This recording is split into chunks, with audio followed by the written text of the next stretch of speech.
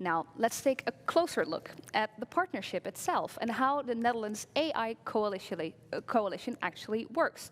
I'm joined here by three gentlemen. First of all, Kees van der Klauw, Director of the Netherlands AI Coalition. Welcome, good morning. Morning. And digitally, I'm joined by Focko Vijzelaar, Director General Business and Innovation at the Ministry of Economic Affairs and Climate Policy. And last but not least, from France, Thomas Courbet, Director General for Enterprises.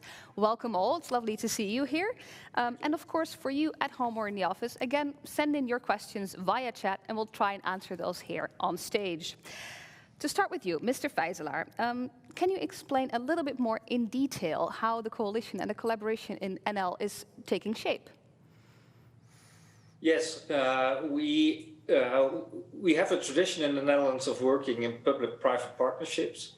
And these partnerships comprise of knowledge institutions, enterprises, and the government. And the AI coalition is working in the same fashion. So we have corporates, SMEs, startups, together with universities and my ministry and other ministries being involved in building a Dutch AI ecosystem. And already now we have more than 400 participants working together on fields like mobility, like health, and agri-food. So it's a thriving community which we try to build, and where we also have participants now in this AI mission working together. So it really is a public-private collaboration, a partnership. You mentioned a few of them. Are those the main areas that you're active in or that you're focusing on, or is it broader than that? It's broader than that, to be sure, because AI is a technology that can be applied to many fields. But these three I mentioned because we see a lot of initiatives within the health domain, within agri-food, within mobility.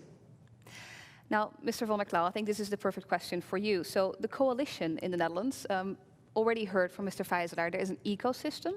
How exactly does the coalition operate? Yeah, it's all about people and working groups. So the purpose of the coalition is to stimulate, organize where necessary, and also bring together initiatives in AI. And this is all happening in these working groups. And we have working groups on what we call common subjects, building blocks. For instance, education, how to disseminate knowledge, human capital, how to educate people, data sharing, but also working on legal and ethical frameworks. Yeah, those are the common subjects for all application areas. And then we have, as Focko mentioned, we have in the meantime 12 application working groups where things are put in practice. And besides, we have a strong regional network in the Netherlands, because sometimes the distance between an individual company and a central organization is too long. So we have to go to them instead of asking them to come to us. And that's why we have, with hubs and spokes, we have a national network. And this is something that has been developed and building over the last year, or how? Yeah, actually, it's quite young, but everything is young in AI, except the subject itself is more than 25 years. But it's speeding up like crazy. So within 1 year, we managed to have 400 parties, or more than 400 parties joining, representatives from all parts along the value chain, but also representatives from society. Those are essential, I think, for the AI. So what are some of the highlights, or the thing that you're really proud of? Well, the fact that despite we have 17 million opinions in the Netherlands, and we are quite independent, at least that's our reputation, we have managed to bring together so many initiatives. We have a national coverage. We have put ourselves to work, despite the fact that we are still looking for more investments or help from Europe, from the Netherlands. But I think it's a very strong commitment to make it work, and we have to learn by doing. So funding is one of the challenges you mentioned. What are the biggest challenges at this moment? Yeah, so establishing an AI coalition is one, but keeping it alive and making it a success, that's another thing. After the startup phase, we now have to really make sure that we show evidence that individual companies will actually, within a year or 2 years, will say, hey, this makes sense to have been part of the coalition. And together, we can establish much more success than we could ever do on our own. That's the purpose. Yeah. Joining forces, very important. Mr. Vijzelaar, why do you think this cooperation in the Netherlands, in Europe, with France is so important? Well, as you say, joining forces is very important to make a difference at the global stage. France, for us, is a priority country, to be sure, to work then together with. We share the way AI should be applied, the human-centric approach.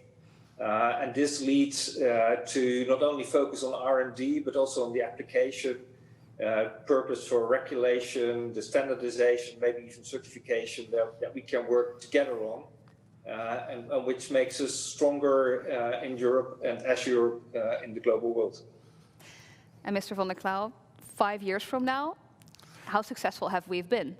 Well, it's up to the members, so they have to say that this was really a success. But I hope that Europe, and also the Netherlands within Europe, will play really a key role in what I call the second phase of AI. We've seen the technology push in the past few years, but I think there are really opportunities to bring a human-centric AI, which creates value for companies, for society. Yeah. And to go to France for now, Mr. Courbet, where is AI in France?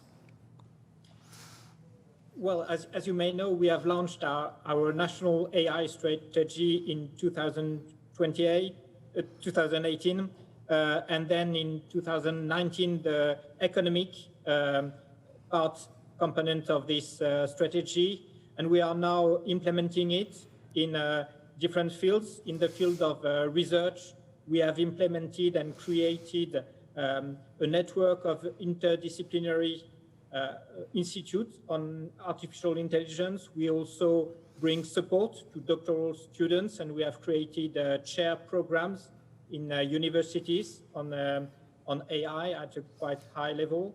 As far as economy is concerned, we are now implementing several projects. We have 4 key projects on AI in the fields of agriculture, mobility and logistics, voice economy, and a platform that we are building to provide AI solutions and help disseminate AI solutions in the economy. We also have smaller projects where we are trying to match offers from AI startups to SMEs that could implement these offers. We have 14 projects in this regard that are currently being implemented.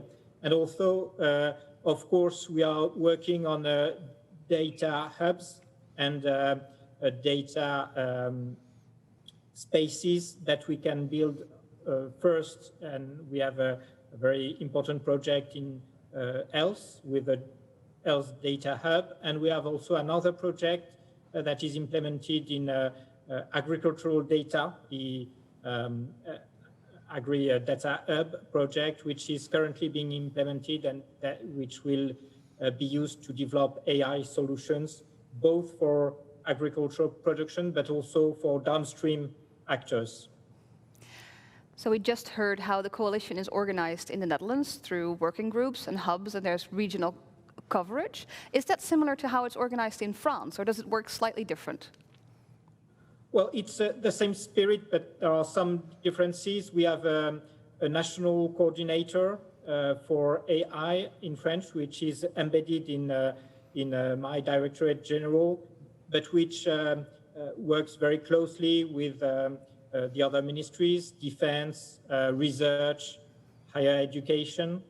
We also have, in the spirit of what Foucault mentioned on public-private partnership, we have 16 industrial groups which have signed a manifesto in which they take commitments to help both work on AI solutions for the industry, for the companies, and also help disseminate these solutions in the economy. So there is this link with the companies in the manifesto and the government to work on implementation of the different programs.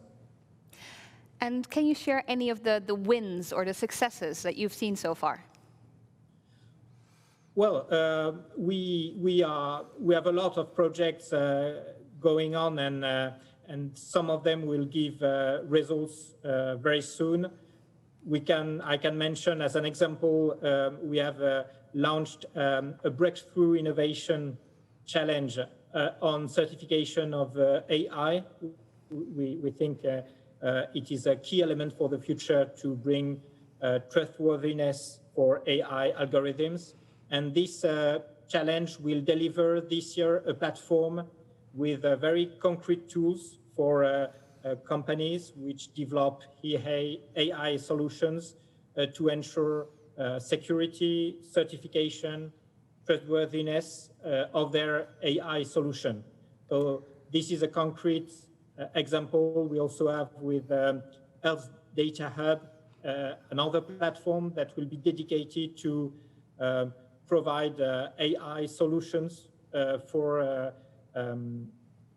well, either companies or doctors or who want to use some solutions and which will have an access as an experiment to these solutions. And we have other examples in other sectors that show the development of very concrete solutions for companies in particular. Well, this mission is, of course, a wonderful opportunity to learn more about those examples and share the knowledge. What do you expect or hope for this mission? Well, I hope this mission will really allow us to improve our cooperation on the development of our AI strategies. For example, I mentioned the data spaces, and I think there is a lot to do in common to develop common data spaces in some sectors where there can be common interests. Also to develop data spaces at a European scale. We can work together with the Netherlands to promote the development of data spaces within NAIC framework, which will bring interoperability, trust for these data spaces. Another concrete example is that we could work on common offers that our companies, our ecosystems could provide in the European Commission tenders on AI. And for that, we can set contacts between the company, the ecosystems, and promote them working together instead of having separate answers to these tenders, to have common answers. These are the kind of very concrete steps forward in our cooperation that would be very useful if the mission can deliver them. Well, we have 3 days to make that happen, so let's make sure that we are successful. Is it okay if we take a look at the chat and see what questions have been coming in? I see there's here one from Joseph. What will be the mechanisms to enforce trustworthy AI? And that's one specifically for you, Mr. van der Klauw. That's an interesting one. Trustworthiness, that can be achieved with technical means, which is quality of the data, some standards, transparency, etc. But apart from trustworthiness, there's also something like trust, which is unfortunately not equivalent. So we have to work both on the technology, in the transparency, inspections, quality, but at the same time we have to involve people from society, citizens, to make them trust, which is actually one of the big challenges. It's hard to grasp, isn't it? Yeah, and there are examples of trustworthy AI which is not trusted, and that can have a serious impact in society, and the other way around. There are also non-trustworthy sources which are trusted, and we have seen examples recently. Yeah. And then we have to change the view.